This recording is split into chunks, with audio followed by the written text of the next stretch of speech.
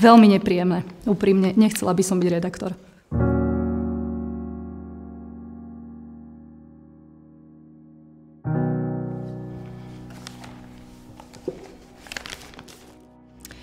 Správy, ktoré nikto nechce čítať.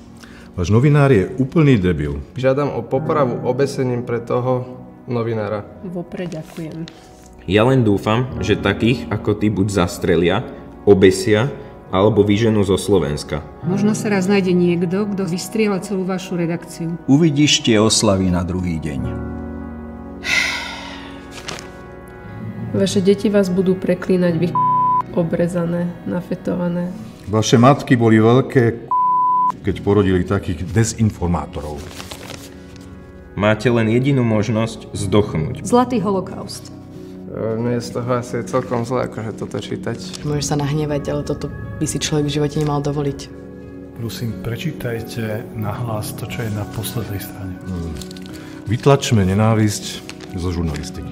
Novinári denne dostanú toľko nenávistných správ, že by zaplnili celé noviny. Vytlačili sme ich, aby sme pomohli vytlačiť nenávisť zo žurnalistiky. Vyjadrite novinárom svoj rešpekt a pošlite im správu, ktorú si budú chcieť prečítať na rešpektnovinárom.sk.